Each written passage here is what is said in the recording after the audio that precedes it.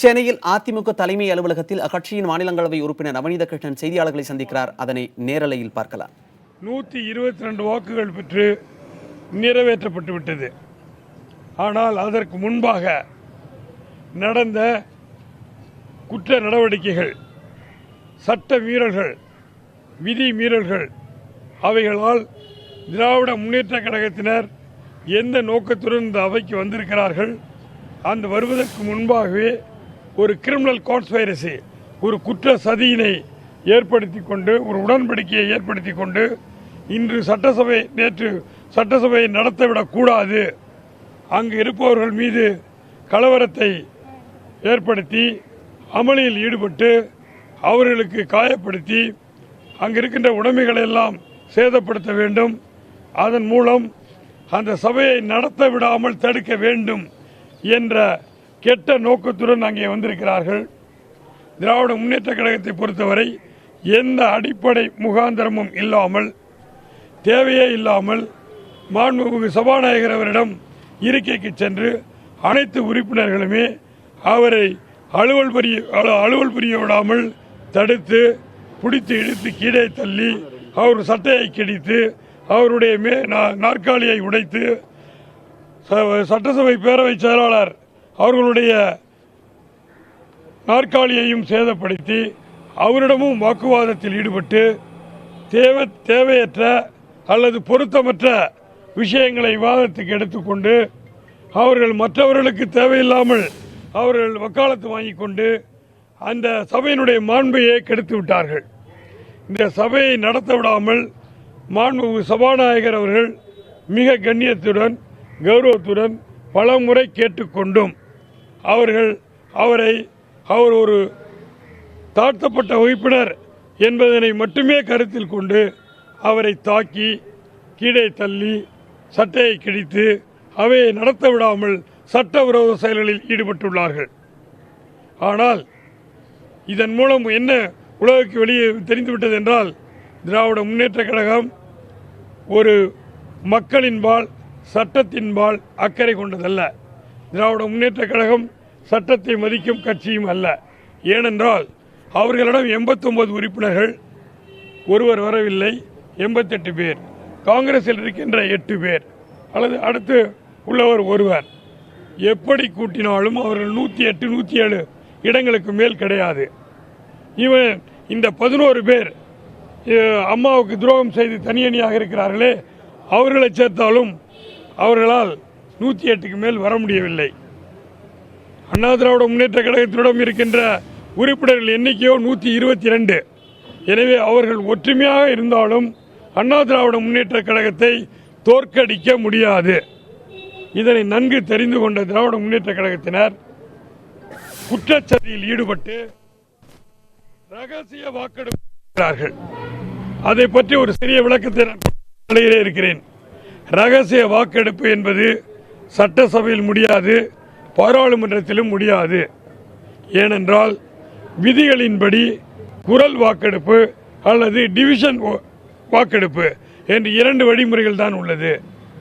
அவ்வாறு இருக்கின்ற பொழுது இந்த சட்டத்தை இயற்றுகின்ற தகுதி படைத்த சட்டமன்ற உறுப்பினர்கள் எல்லாம் சட்ட விதிகளில் இல்லாத ரகசிய வாக்கெடுப்பை கேட்டு சபாநாயகரிடம் வம்பிழுத்து மற்றவர்களெல்லாம் தேவையில்லாமல் திட்டி அவர்களே அசிங்கப்படுத்திக் கொண்டு விட்டார்கள். எனவே இந்த விஷயத்தை பொறுத்தவரை தீர்மானம் முறையாக நிறைவேற்றப்பட்டுவிட்டது. சட்டசபையில் திராவிட முன்னேற்ற கழகத்தைச் சேர்ந்த உறுப்பினர்கள் மட்டுமே விதி மீறல்களில் ஈடுபட்டு வயலண்ட் ஆக்டிவிட்டீஸில் ஈடுபட்டு தங்களை தாங்களே தரம் தாழ்த்தி கொண்டு விட்டார்கள். அதே போன்று மாண்புமிகு அம்மா அவர்கள் முதல் முறையாக தமிழகத்தில் ஒரு தாழ்த்தப்பட்ட உறுப்பினரை சேர்ந்தவரை மாண்புமிகு சபாநாயகராக ஆக்கி அழகு பார்த்தார்கள். அவருக்குரிய மதிப்பையும் மரியாதையும் கொடுக்காமல் விதியில் இல்லாத ஒரு ரகசிய வாக்கெடுப்பை கேட்டு இந்த சட்டசபையையே கேலி கூத்தாக்கி உலகத்தில் இருக்கின்ற அனைவருமே இது தவறு என்று கூறுகிறார்கள். சட்ட வல்லுநர் சாலி சாராப்ஜி இதை தவறு என்று கூறியுள்ளார். சட்ட வல்லுநர் திரு கபில் சிபல் இதை தவறு என்று கூறியுள்ளார். மற்ற அனைத்து பேருமே இதனை தவறு என்று பதிவு செய்துள்ளார்கள். இந்த சூழ்நிலையில் ஏதோ மற்றவர்கள் ஓ பன்னீர்செல்வம் ஆளுநரிடம் சந்தித்து முறையீடு என்று கூறப்படுகிறது. இங்கே அண்ணா திராவிட முன்னேற்ற கழக உறுப்பினர்கள் அனைவரும் ஒழுக்கத்துடன், கட்டுப்பாட்டுடன், அமைதியுடன் அன்று நேற்றைய நடவடிக்கைகள் அனைத்திலும் மிக கவனமாக கண்ணியமாக கொண்டு எந்த விதிமீறலும் செய்யவில்லை. மாண்புமிகு சபாநாயகர் எடுத்த நடவடிக்கைகளில் எந்த விதிமீறல்களும் இல்லை. ஆளுநர் அவரிடம் குறை கூறுவதற்கோ அல்லது நீதிமன்றத்திற்கு செல்வதற்கான எந்த முகாந்தரமும் இல்லை. எனவே இவர்கள் ஏதோ ஆளுநரிடம் சென்று மனு கொடுத்து நாங்கள் மீண்டும் பரிசீலனை செய்ய முடியும், அதனை செய்ய முடியும், இதனை செய்ய முடியும் என்ற தவறான கருத்தை அவர்கள் பரப்புகிறார்கள். அது தவறு. நேற்று சட்டசபையில் திராவிட முன்னேற்ற கழகத்தினர் மட்டுமே அராஜகத்தில் ஈடுபட்டு சட்டப்பேரவையை ஒரு கேலி கூத்தாக்கிவிட்டார்கள். நீங்கள் இன்று வெளியாகிருக்கின்ற அனைத்து பத்திரிகைகளிலுமே தெளிவாக கூறப்பட்டிருக்கிறது. After violence by DMK MLAs, இது எல்லா பத்திரிகைகளின் மீது பதிவு செய்யப்பட்டிருக்கிறது. நம்மளுடைய தொலைக்காட்சிகளிலும் இது பதிவு செய்யப்பட்டிருக்கிறது. இதனை எதுக்கு கூறுகிறேன் என்றால், திராவிட முன்னேற்ற கழகத்தைச் சேர்ந்தவர்களுக்கு துணை போன ஓபிஎஸ் குரூப் உறுப்பினர்கள் தங்களுக்கு இல்லாத ஒரு உரிமையை இருக்கிறதாக, ஏதோ தவறு நடந்ததாக கற்பனை செய்து ஆளுநரை சந்தித்து ஏதோ மனு கொடுத்ததாகவும் அதில் ஏதோ ஒரு பெரிய விளைவில் ஏற்படும் என்றும் தவறான செய்தியை பரப்புகிறார்கள். அதற்காகத்தான் இந்த விளக்கத்தை நான் அளிக்க வேண்டியிருக்கிறது. அதுதான் நான் சொல்றதை கேளுங்கள்.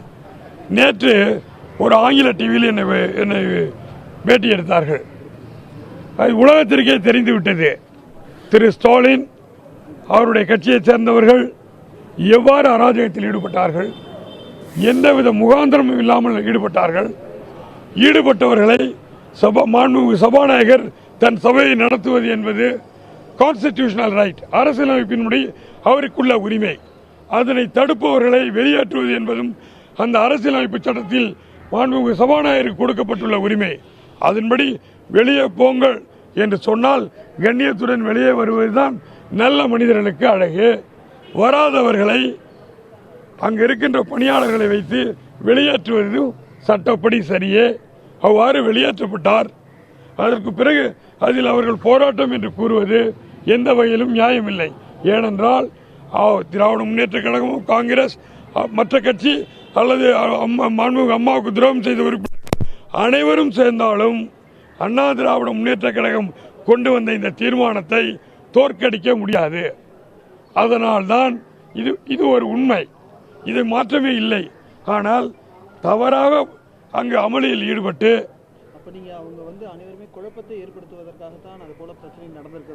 எஸ் அந்த மாதிரி அப்பொழுதுதான் அண்ணா திராவிட முன்னேற்ற கழக உறுப்பினர்களை தூண்டிவிட்டு புரோவாக் செய்யறது. அவங்கள தாறுமாறா பேசினா எல்லா மனிதர்களும் சாதாரணமாக இருக்கின்ற பொழுது கோவப்படுவார்கள். அதுபோன்று அண்ணா திராவிட முன்னேற்ற கழகத்தை சேர்ந்த உறுப்பினர்கள் கோவப்பட்டு அவர்களும் இவர்களை திட்ட ஒருவருக்கு இரு பிரிவினருக்கும் கலகலப்பு நடக்க ஒரு பெரிய ஒரு கலவரம். அங்கே லா அண்ட் ஆர்டர் சிச்சுவேஷன் வந்துருச்சு.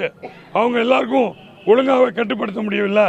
அப்படிங்கிற மாதிரி ஒரு சூழ்நிலையை பதிவு பண்ண வேண்டும் என்ற கெட்ட தீய நோக்கத்துடன் நேற்று திராவிட முன்னேற்ற கழக உறுப்பினர்கள் அங்கே போராட்டத்திலும் அமளியிலும் ஈடுபட்டார்கள். இது நல்ல கேள்வி மேடம். எதிர்கட்சிக்கு அழைப்பு கொடுக்கப்பட்டிருக்கிறது. சபையிலிருந்து அவர்கள் அழைத்திருக்கிறார்கள். அங்கு கிட்டத்தட்ட அனைத்து உறுப்பினர்களுமே 230 உறுப்பினர்களுமே அங்கே ஆஜராகிவிட்டார்கள். விவாதத்துக்கு எடுத்துக்கொள்ள வேண்டியது, வாக்கெடுப்புக்கு எடுக்க வேண்டிய தீர்மானம் இருக்கிறது.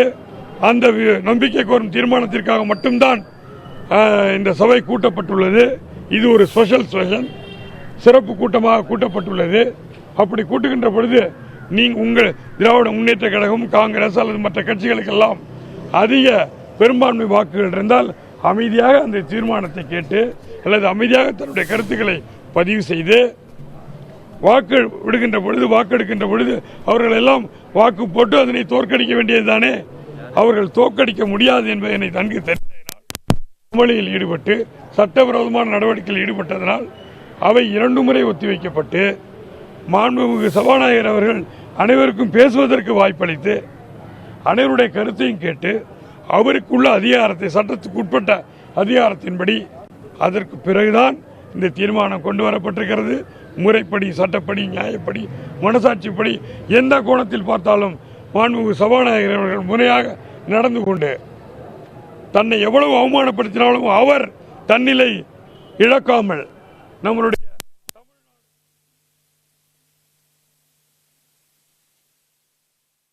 ரகசிய வாக்கெடுப்பு நடத்த சட்டத்தில் இடம் இல்லை என்றும் சட்டப்பேரவையை நடத்தக்கூடாது என்பதற்காக திமுக சதி செய்ததாகவும் அதிமுக மாநிலங்களவை உறுப்பினர் நவநீத கிருஷ்ணன் செய்தியாளர்கள் சந்திப்பில் கூறியிருக்கிறார். இது குறித்த செய்தியினை பிறகு விரிவாக பார்க்கலாம்.